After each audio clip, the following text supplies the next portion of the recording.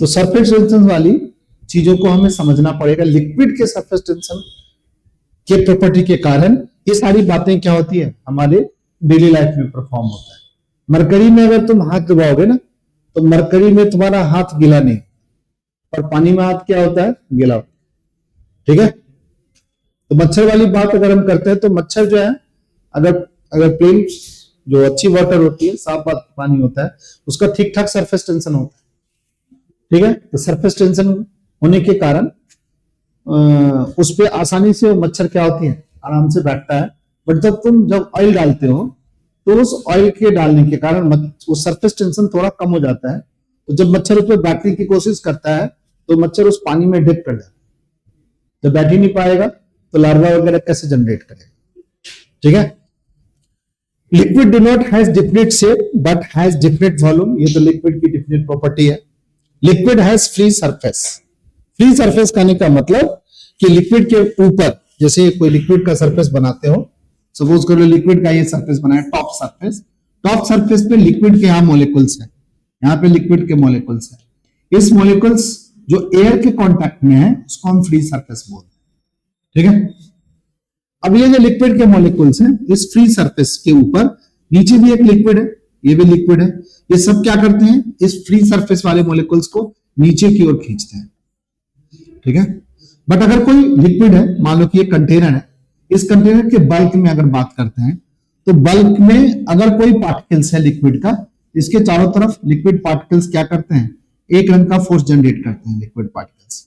ठीक है, तो इस पार्टिकल्स पर क्या लगता है, बैलेंस फोर्स लगता है। देखो ये ऐसे खींचा, इसको ऐसे खींचा, ये वाला पार्टिकल्स खींचा, ये वाले पार्टिकल्स को ऐसे, फिर ऐसे, फिर ऐसे, इस पर बैलेंस फोर्स लगता है। बट ये वाले पार्टिकल पर अनबैलेंस्ड फोर्स लगता है, अनबैलेंस्ड फोर्स लगता है। और इस अनबैलेंस्ड फोर्स के कारण सरफेस वाला मॉलिक्यूल्स एक टेंशन जैसा चीज जनरेट हो जाता है, फील करता है, जिस टेंशन को यहां पर हम क्या बोलेंगे, सरफेस टेंशन। ठीक है, तो क्या लिखा हुआ है, this free surface has some additional energy. ठीक है, गैस के पास ये फ्री सरफेस नहीं होता है, सिर्फ लिक्विड के पास होती है। This phenomena is called surface tension. तो कहा कि ये जो अनबैलेंस फोर्स जो है, और साथ में इस मॉलिक्यूल्स के पास कुछ ज्यादा एनर्जी भी होती है। ठीक है, इस अनबैलेंस फोर्स के कारण, तो इस अनबैलेंस फोर्स के कारण इस पर जो एक स्ट्रेच मेम्ब्रेन जैसा इसकी बिहेवियर और इसकी एनर्जी बढ़ जाने के कारण इस घटना को लिक्विड के इस फ्री सरफेस पर जो होगी उस घटना को हम सरफेस टेंशन का नाम देंगे। ठीक है, तो एवरी लिक्विड के पास सरफेस टेंशन होता है। ठीक है, कम या ज्यादा पानी के, बट वो सरफेस टेंशन की जो पार्टिकल्स होंगे टॉप सरफेस पे होगा। टॉप सरफेस मतलब क्या, लिक्विड का सबसे ऊपर वाला पॉइंट, इस वाले पॉइंट पे, इस वाले पॉइंट पे जो लिक्विड्स हैं इस पर सरफेस टेंशन डेवलप होगा। और अगर हम इसमें ऑयल वगैरह फिर मिला देते हैं, जब हम इसमें डाल देते हैं ऑयल वगैरह, तो इसकी सरफेस टेंशन थोड़ी क्या हो जाती है, कम हो जाती है। ठीक है, चलिए भाई, तो आप ये मान के चुके हैं कि आपके जो फ्री सरफेस है, लिक्विड के सरफेस के ऊपर जो फ्री सरफेस है, उस फ्री सरफेस पे एक अनबैलेंस्ड फोर्स होता है, जिस अनबैलेंस्ड फोर्स के कारण इस पर एक सरफेस टेंशन जैसे घटना जस्टिफाई कर सकते हैं। ठीक है, और सरफेस पर जो टॉप जो फ्री सरफेस है, उस सरफेस की मॉलिक्यूल्स के पास कुछ एडिशनल एनर्जी भी होती है, उसके कारण भी सरफेस टेंशन डेवलप होता है। चलिए भाई, अब कुछ और एक दो बातें, हल्की सी बातचीत। जैसे कहा गया कि एक है इंटरमोलिकुलर फोर्स। इंटरमोलिकुलर फोर्स, और इंटरमोलिकुलर फोर्स कहने का मतलब क्या हो गया, तो बच्चा अगर हम तुमसे पूछे कि व्हाट इज इंटरमोलिकुलर फोर्स, तो मॉलिक्यूल्स के बीच में लगने वाला फोर्स, दो छोटे छोटे जो मॉलिक्यूल्स होंगे उसके बीच लगने वाले फोर्स को हम क्या बोलेंगे, इंटरमोलिकुलर फोर्स। थोड़ा समझेंगे, इंटरमोलिकुलर फोर्स एक वीक अट्रैक्टिव फोर्स होता है। ठीक है, force between molecules of substance is called intermolecular force. अगर मान लो कि कोई लिक्विड का ये मॉलिक्यूल्स लेते हैं, इस लिक्विड के मॉलिक्यूल्स को डिफरेंट लिक्विड के और मॉलिक्यूल्स क्या करेगा, उसी लिक्विड के मॉलिक्यूल्स को मॉलिक्यूल्स अपनी ओर क्या करेगा, खींचेगा। तो ये जो फोर्स होगा इसको हम लोग, मॉलिक्यूल्स के बीच जो फोर्स लगेगा इसको हम लोग इंटरमोलिकुलर फोर्स बोलते हैं, और ये वीक होता है। It is called short range force. ऐसा नहीं कि मॉलिक्यूल्स आपका यहां है और दूसरा मॉलिक्यूल्स यहां पे है तब भी इंटरमोलिकुलर फोर्स लगेगा, नहीं भाई। शॉर्ट रेंज फोर्स करने का मतलब कि जो मॉलिक्यूल्स पास पास होंगे तब इंटरमोलिकुलर फोर्स क्या होंगे, जनरेट होंगे। ये repulsive as well as attractive भी होते हैं। तो रिपल्सिव फोर्स क्या हो गया, बी एक कांस्टेंट रखे हैं और दोनों के बीच के डिस्टेंस के 9 पावर पर डिपेंड करता है। अट्रैक्टिव फोर्स बी हमारा ए हमारा कोई कांस्टेंट रखे हैं और आर की पावर 7 पे डिपेंड करता है। यानी ये फोर्स अट्रैक्टिव भी हो सकती है और ये फोर्स क्या हो सकती है बताओ, रिपल्सिव भी हो सकती है। कांस्टेंट ए और B related to the structure and nature of molecules. ठीक है, ए और बी जो हमारा फोर्स है, ए और बी जो है, ये जो कांस्टेंट ए और बी जो है, ये हमारा क्या है, रिलेट करता है structure and molecules, nature of molecules पे डिपेंड करता है। Intermolecular force are of electrical origin के कारण होता है। These are called van der Waals force, इसको वैन डर वाल्स फोर्स भी बोलेंगे। छोटा सा थियोरेटिकल एस्पेक्ट्स है। अब यहां पर देखोगे कि क्या बात कहा गया, यहां पर मॉलिक्यूल्स क्या है, दूर दूर, ये मॉलिक्यूल्स दूर है, तो ये फोर्स इंटरमॉलिक्यूलर फोर्स अभी क्या है बताओ, थोड़ा सा 0 है। जैसे ही ये मॉलिक्यूल्स पास आएगा, इंटरमॉलिक्यूलर डिस्टेंस कम होगा, यानी पास होगा, इन दोनों का डिस्टेंस कम होगा, इंटरमॉलिक्यूलर फोर्स क्या होगा, नेगेटिव होगा। जब भी नेगेटिव होगा इंटरमॉलिक्यूलर फोर्स, क्या होगा, कहने का मतलब क्या हो गया, अट्रैक्टिव होगा। क्या होगा, अट्रैक्टिव होगा। जैसे जैसे डिस्टेंस कम हो रहा है, ये डिस्टेंस कम होगा, ये मॉलिक्यूल्स के यहाँ पे डिस्टेंस लिखेंगे, काफी चिपक गया तो अट्रैक्टिव फोर्स आ, बहुत ज्यादा चिपक गया तो ये बाउंड फॉर्मेशन हो गया, अट्रैक्टिव फोर्स बन गया। अब और ज्यादा जब चिपकेगा तो ये रिपल्सिव फोर्स के जैसा बिहेव करता है। कहने का मतलब हो गया कि मॉलिक्यूल जितना पास आएगा, मॉलिक्यूल्स एक दूसरे को क्या करेगा, अट्रैक्ट करेगा। पर बहुत ज्यादा पास आने के बाद मॉलिक्यूल्स एक दूसरे को क्या कर सकता है, रिपेल भी कर सकता है। एक पर्टिकुलर डिस्टेंस के बाद मॉलिक्यूल्स जो इंटरमॉलिक्यूलर फोर्स है, वो अट्रैक्टिव फोर्स को छोड़ करके कैसा फोर्स जनरेट कर देता है, रिपल्सिव फोर्स जनरेट कर सकता है। ठीक है, चलो भाई एक चीज समझो ऐसे कि मान लो कि मान लिया जाए कि एक मॉलिक्यूल्स यहां था, दूसरा मॉलिक्यूल्स यहां था, दोनों के बीच का फोर्स अभी अट्रैक्टिव है, और पास आया अट्रैक्टिव और ज्यादा हो गया, और पास आया अट्रैक्टिव और ज्यादा हो गया। बहुत पास आने, कितने पास आने के बाद आर की वैल्यू 0.5 एंगस्ट्रॉम तक आएगा तो हमारी इंटरमॉलिक्यूलर फोर्स डिक्रीज करेगा and become 0 for the value of R बराबर आर नॉट। मतलब एक वैल्यू दिया है, the r naught is the distance is called normal and equilibrium distance between the molecules। यानी molecules के बीच जो intermolecular force है वो r naught की वैल्यू अगर 3.5 होगा तो ये हमारा attractive intermolecular force के जैसा बिहेव करेगा। ठीक है, अगर molecules बहुत ज्यादा पास आएगा तो ये हमारी repulsive force में भी कन्वर्ट हो सकता है। यानी हमारा intermolecular force attractive भी होगी और क्या होगी बताओ, repulsive भी होगी। ठीक, समझ लिया। इस पूरे सिलेबस में, इस पूरे स्लाइड में आप लिखेंगे क्या, तो अगर कोई आदमी पूछता है व्हाट इज इंटरमॉलिक्यूलर फोर्स, तो लिखेंगे it is the force between two क्या मॉलिक्यूल्स। ये शॉर्ट रेंज फोर्स है, कम डिस्टेंस पे एक्ट करने वाला है, ये अट्रैक्टिव भी होती है और क्या होती है, रिपल्सिव भी होती है। अगर फोर्स दोनों के बीच का डिस्टेंस ये ग्राफ के थ्रू थोड़ा सा है तो क्या हो गया, अट्रैक्टिव है, थोड़ा और कम हुआ तो अट्रैक्टिव हुआ, बट एक पर्टिकुलर डिस्टेंस के बीच हमारी फोर्स क्या हो गया, रिपल्सिव हो गई। और यहां पर इस आर नॉट डिस्टेंस के बीच, मॉलिक्यूल्स के बीच जो आर नॉट डिस्टेंस है, इस डिस्टेंस के बीच हमारी फोर्स क्या है, 0 है। उसके बाद जैसे ही तुम पास लाओगे, हमारी ग्रेट रिपल्सिव फोर्स के जैसा मॉलिक्यूल्स के अंदर एक फोर्स डेवलप होगा। यानी इंटरमॉलिक्यूलर फोर्स अट्रैक्टिव भी हो सकती है और क्या हो सकती है, रिपल्सिव भी हो सकती है। कितने डिस्टेंस के बाद अट्रैक्टिव कैरेक्टर रिपल्सिव कैरेक्टर में कन्वर्ट हो जाएगा, तो आर की वैल्यू क्या होनी चाहिए, आर नॉट। आर नॉट कितना है, 3.5। यानी ये वाला डिस्टेंस, इस वाले डिस्टेंस के लिए अगर ये डिस्टेंस के बाद ऑब्जेक्ट के बीच का डिस्टेंस कम होगा तो ये अट्रैक्टिव फोर्स किस में कन्वर्ट हो जाएगा बताओ, रिपल्सिव फोर्स में कन्वर्ट हो जाएगा। यानी इंटरमॉलिक्यूलर फोर्स अट्रैक्टिव भी होगी और क्या होगी बताओ, रिपल्सिव भी होगी। ठीक है, तो थोड़ा सा थ्योरी को याद रखना पड़ेगा। अब क्या हो गया कि हमारी जो इंटरमॉलिक्यूलर फोर्स को 2 कैटेगरी में हम इस चैप्टर में बांटेंगे, एक कोहेसिव और एक क्या, एडहेसिव।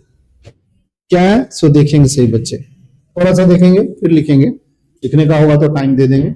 एक थोड़ा सा ये थ्योरी पढ़ लें।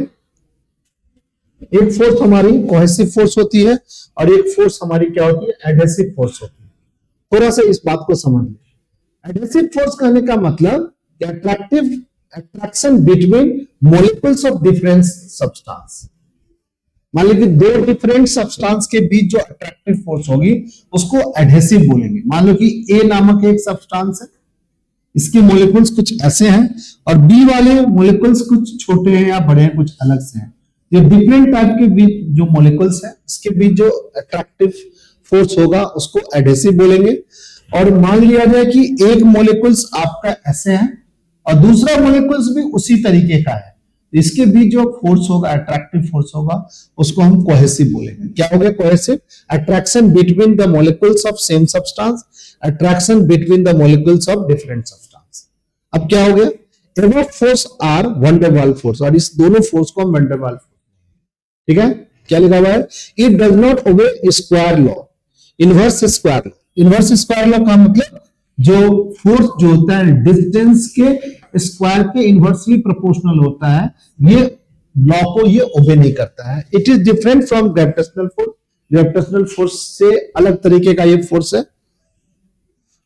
Water weight the glass, water weight the glass. मान लो कि पानी ने ग्लास को वेट कर दिया, तो मान लो कि ये हमारी ग्लास है, इस ग्लास पर ग्लास के मोलिकुल्स हैं, ये ग्लास के मोलिकुल्स है, ये ग्लास के मोलिकुल्स, और यहां पर पानी के मोलिकुल्स आ गए। सपोज कर लो ये पानी के मोलिकुल्स आ गए। बताओ कौन सा फोर्स यहां लग रहा है? एडहेसिव लगा है कि कोहेसिव लग रहा है? एडहेसिव लग रहा है, ठीक है। तो कहा गया ये जो एडहेसिव फोर्स है स्ट्रॉन्गर फोर्स होता है वाटर वाटर से, यानी कोहेसिव फोर्स। वाटर वाटर से एडहेसिव फोर्स क्या होता है? वाटर ग्लास के मोलिकुल्स के बीच जो एडहेसिव फोर्स लगे वो ज्यादा स्ट्रांग होता है, तो ज्यादा स्ट्रांग होगा, यहाँ पे ज्यादा स्ट्रांग होगा, तो ये क्या होगा? इसके साथ चिपक जाएगी। पानी किसके साथ चिपक जाएगा? ग्लास के साथ चिपक जाएगा, और इस चिपकने के कारण हम कहेंगे वाटर वेट करता है ग्लास को। Mercury does not wet glass, यानी मरकरी ग्लास का जो एडिटिव फोर्स है, अब ये मान लो कि ये तुम्हारा ये ग्लास सरफेस और ये वाला मरकरी है, तो मरकरी और ग्लास के बीच एडिटिव फोर्स है जो weaker then mercury mercury adhesive force, cohesive force. यानी मरकरी मरकरी के बीच जो कोहेसिव फोर्स है उससे मरकरी और ग्लास के बीच जो एडहेसिव फोर्स है वो फोर्स ज्यादा स्ट्रांग है, कोहेसिव फोर्स। तो यहां पर मरकरी ने इसको वेट नहीं किया, किसको? ग्लास सरफेस को। तो ये थोड़ी सी थ्योरेटिकल कॉन्सेप्ट था जो इंटरमोलिकुलर फोर्स पे थोड़ा सा हमें याद रखना पड़ेगा। लिखिए सही बच्चे थोड़ा सा, फिर हम लोग आगे चर्चा करते हैं। इस बात को अगर लिखना है तो लिखिए फटाक। चलो लिखो, ठीक है, फिर आगे हम लोग करते हैं। थोड़ा सा लिखिए सही बच्चे। क्या करोगे कि एक पानी ले लेना, ग्लास वगैरह या किसी भी चीज में, एक बकेट में पानी ले लेना, ठीक है, और एक धागे को ना इस तरीके से दो सिरा को ऐसे जोड़ करके उस धागे को ऐसे पानी पर फेंक देना, ठीक है, ठीक है। क्या किया? हमें एक धागा लिया, धागे के सिरे को ऐसे जोड़ दिया, ठीक है, और ऐसे करके आराम से पानी के ऊपर रख दिया, ठीक है। हैंग हो जाएगा पानी के ऊपर, ठीक है, होगा कि नहीं होगा? कैसे हैंग हो गया? ऐसे हैंग हो गया, ठीक है। और ये जो लाइन बनी हुई है ये वाटर का सरफेस है, फ्री सरफेस, ठीक है। अब क्या हुआ? इस वाटर पर फ्री सरफेस पे सरफेस टेंशन, इस सरफेस टेंशन के कारण क्या होगा? ये धागा तुम देखोगे धीरे धीरे धीरे धीरे क्या होगा भाई? धीरे धीरे धीरे धीरे क्या हो जाएगा भाई? गोला हो जाएगा, सर्किल हो जाएगा, परफेक्ट सर्किल हो जाएगा। करके देखना आज बनता है कि नहीं बनता। क्या करना है भाई? एक बकेट लेना है, ठीक है, उस बकेट में पानी भर लेना है, या ग्लास लेना है, ग्लास में पानी भर लेना है, और एक धागा का जो पतला वाला धागा नहीं, मोटा वाला धागा मत ले लेना है सर जी, तो आप बोले थे पतली वाली धागे जिसे सिलाई वगैरह होती है, वो पतला सा थ्रेड या रेशम का कोई धागा ले लेना, ठीक है। उस धागे को क्या करना? दो सिरे को बांध देना और उसको पानी पर आराम से छोड़ देना। धीरे धीरे देखोगे वो पानी का ये जो धागा था वो पहले ऐसे कुछ टेढ़ा मेढ़ा सा गिरा था, अब ये क्या हो गया? ऐसा कुछ बन गया, सर्किल बन गया। क्या हुआ भाई कि धागे के मोलिकुल्स होंगे, धागे के मोलिकुल्स जब पानी के सरफेस पे गया तो धागे के मोलिकुल्स और पानी के सरफेस के बीच एक कौन सा फोर्स लगेगा? धागे के मोलिकुल्स और पानी के मोलिकुल्स के बीच एडहेसिव फोर्स लगेगा। वो एडहेसिव फोर्स क्या करेगा? ये सभी पार्टिकल्स को, ये जो जितने भी यहाँ पे होंगे, ये सब जगह से इसको बाहर की ओर खींचेगा। जब ये बाहर की ओर खींचेगा तो क्या होगा? और ये खिंचाव का बल क्या होगा? सरफेस टेंशन के कारण आ रहा है, ठीक है। ये खींचने की कोशिश करेगा तो ये जो थ्रेड जो चुभरा हुआ था, ठीक है, वो क्या हो गया? थोड़ा सा फैल गया। यानी लिक्विड की जो सरफेस टेंशन है, ये लिक्विड के टॉप सरफेस को, जो बाहर वाला सरफेस है, उसको मिनिमम करने की कोशिश करता है, ठीक है। क्या किया कि सरफेस टेंशन लिक्विड की एक ऐसी प्रॉपर्टी है जिस प्रॉपर्टी के कारण liquid surface liquid surface is remain minimum surface area. कहने का मतलब है यहाँ पर थोड़ा सा बार बार लिखा गया है कि लिक्विड का सरफेस टू मेंटेन क्या, रिमेन इन मिनिमम एरिया, चाहता है कि अपने एरिया को क्या कर ले, मिनिमम कर ले। जैसे मान लो कि आपने पानी का ड्रॉप बनाया, पानी की जो बूंद होती है स्फेरिकल शेप का, इस स्फेरिकल शेप का वॉल्यूम सबसे कम होता है। ये स्फेरिकल शेप का बूंद होता है, कभी भी रेक्टेंगल शेप का बूंद नहीं होता। बूंद स्फेरिकल होने के कारण इस सरफेस का एरिया क्या होगा, मिनिमम हो गया। और ये जो मिनिमम एरिया रखने की जो प्रॉपर्टी आती है वो सरफेस टेंशन क्या है। जैसे मान लो कि हमने जो एक ब्रशेस होते हैं, इस ब्रशेस ऐसे ब्रशेस होते हैं, इस ब्रिसल्स जो होते हैं इसमें पतले पतले रिब्स जो होते हैं वो कुछ ऐसे होते हैं। अगर इसको पेंट में डालोगे और या पानी में डालोगे फिर निकालोगे तो ये सारे के सारे ब्रिसल्स क्या होते हैं भाई, आपस में क्या होते हैं बताओ, चिपक जाते।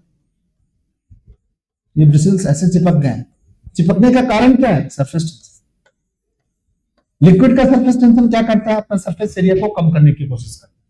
क्या बोला मैं, लिक्विड का सरफेस टेंशन की जो प्रॉपर्टी होती है वो अपने जो फ्री सरफेस एरिया होती है उसको कम करने की कोशिश करता है, जिसके कारण ये जो ब्रिसल्स थे, जो इस ब्रश के जो पतले पतले रिब्स थे पानी में डूबे, तो ये पहले दूर दूर हुए थे, फिर जब पानी से बाहर आया तो लिक्विड जो उसमें एकोमोडेट हो गया, इसमें जो लिक्विड से ये भीग गया। ये सरफेस क्या कर रहा था, लिक्विड अपना सरफेस एरिया कम करने की कोशिश किया, जिसके कारण ये इसके सरफेस क्या हो गए, कॉन्ट्रैक्ट होकर के पतले हो गए, छोटे हो गए। तो इस तरीके के सरफेस टेंशन की बेसिक प्रॉपर्टी आप लोग समझे कि सरफेस टेंशन के कारण लिक्विड क्या करता है भाई, अपने सरफेस एरिया को क्या करता है भाई, कम करने की कोशिश करता है। अब यहाँ पर कुछ सरफेस टेंशन की जो बातें आई लिक्विड के अंदर, इसको थोड़ा सा हम लोग थियोरेटिकल तो समझ लिए हैं कि चलो भाई लिक्विड का फ्री सरफेस होता है, एडहेसिव कोएसिव फोर्स लगते हैं, ये सब तो बातें समझ में आ गई। बट सरफेस का टेंशन को मेजर कैसे करेंगे भाई, किसी भी लिक्विड का सरफेस टेंशन कैसे मेजर होगा, ठीक है, तो कैसे मेजर करेंगे भाई, तो कहा गया कि ये हमारी लिक्विड का टॉप सरफेस है, फ्री सरफेस है, इस पर एक थ्रेड डाल दिया गया, एक इमेजिनरी लाइन रख ली गई। इस इमेजिनरी लाइन को अगर हम ऐसा समझ लेते हैं कि ये हमारा कोई इमेजिनरी लाइन है और ये इमेजिनरी लाइन, ये हमारी इमेजिनरी लाइन है, ये हमारी इमेजिनरी लाइन जो है, ये जो हमारी लाइन है, ये फ्री सरफेस पर आपने ड्रॉ कर लिया है, फ्री सरफेस पर आपने ड्रॉ कर लिया है। तो ये जो है ना इधर से ये वाला मॉलिक्यूल्स क्या करेगा, इस सरफेस पर ये जो फ्री लाइन है, एल लेंथ की वायर है, इस पर फोर्स लगाए, इस तरीके से इसको खींचेगा। इस पर ये जो फोर्स लग रहा है, एफ फोर्स लग रहा है परपेंडिकुलर, इस एल लेंथ की वायर को, आगे सरफेस टेंशन एस जो होता है, जिसको एस से रिप्रेजेंट करेंगे, फोर्स अपॉन में L, force per unit length on the free surface of wire, wire में पानी वाटर के फ्री सरफेस पे पर यूनिट लेंथ पे जितना फोर्स लगता है उसी को हम सरफेस टेंशन कहते हैं। Surface tension due to distance between molecules which apply force to reduce the surface area, ये बात हो गया। Surface behave like a stretch membrane, direction of surface tension is tangential to the surface, surface पर जो surface tension का direction होगा ये tangential होगा, और स्केलर फिजिकल क्वांटिटी है, और फॉर्मूला क्या लेगा, एफ बाई में एल, डायमेंशन वगैरह। इफेक्ट ऑफ सरफेस टेंशन क्या है, विशेष decrease the surface area due to surface tension. तो अगर कोई आदमी कहेगा सरफेस टेंशन कैलकुलेट कैसे करोगे, तो फ्री सरफेस एरिया पे से फ्री सरफेस पे एक इमेजिनरी लाइन ड्रॉ करे, उस पे लगने वाला एफ फोर्स को जो इस फ्री सरफेस पर परपेंडिकुलर लगेगा, total force acting on the imaginary line on the length L, तो एल लेंथ पर अगर टोटल फोर्स एफ लग रहा है तो एफ बाई एल को हम क्या बोलेंगे, सरफेस टेंशन बोलेंगे। एक चीज ये हमें याद रखना है, सरफेस टेंशन। दूसरी एक और बात, सरफेस एनर्जी की बात करते हैं, इसकी चर्चा थोड़ा सा हम लोग किया है, थोड़ा सा और कर लेते हैं। बताओ कहां पर किस मॉलिक्यूल्स पे बैलेंस फोर्स लग रहा है और किस मॉलिक्यूल्स पे अनबैलेंस फोर्स लग रहा है। ये वाला वाटर मॉलिक्यूल्स पर बैलेंस फोर्स लग रहा है कि अनबैलेंस फोर्स लग रहा है, बोलो। ये बैलेंस फोर्स है क्या, क्योंकि ये जो मॉलिक्यूल्स है जो सरफेस के अंदर है, एक फोर्स इधर खींच रहा है, दूसरा फोर्स इधर खींच रहा है, तीसरा फोर्स इधर खींच रहा है, चौथा इधर खींच रहा है, पांचवा इधर खींचा तो छठा ये खींच लिया, सातवां इधर खींचेगा तो आठवां इधर खींच लेगा। इस पर कोई नेट फोर्स जीरो है, इसको बोलते हैं बैलेंस फोर्स। बट जो टॉप सरफेस पे जो मॉलिक्यूल्स है, ये मॉलिक्यूल्स अंदर की ओर आ रहा है, ये फोर्स भी अंदर की ओर आ रहा है, ये फोर्स भी अंदर की ओर आ रहा है, ये फोर्स भी अंदर की ओर। ये जो फोर्स है, ये जो फोर्सेस है, बट ऊपर की ओर कौन खींच रहा है, एयर खींच रहा है। ये वाला फोर्स जो है इस वाले फोर्स से अलग फोर्स है। ये कोहेसिव फोर्स है और ये एडहेसिव फोर्स है, बैलेंस नहीं है। ये फोर्स इस मॉलिक्यूल्स पे लग रहा है, वो अनबैलेंस फोर्स लग रहा है। यहाँ पे सरफेस एनर्जी जो डिफाइन होगा, इसी अनबैलेंस फोर्स के कारण इस मॉलिक्यूल्स की एनर्जी बढ़ गई। इस एनर्जी को हम लोग सरफेस एनर्जी बोलेंगे। क्या लिखा हुआ है? It is defined as amount of work done against the force of surface tension to forming the liquid surface given area at a constant temperature. Constant temperature पे गिवन एरिया में कितना work done करता है due to surface tension liquid. Liquid surface tension के कारण कितना work perform करना है, जितना वर्क परफॉर्म करेगा वही लिक्विड क्या होगा, सरफेस एनर्जी के रूप में उस पर स्टोर हो जाएगी। Molecules present in the bulk has force of attraction due to its has negative potential energy. यानी यहां पर सारे फोर्स अट्रैक्टिव फोर्स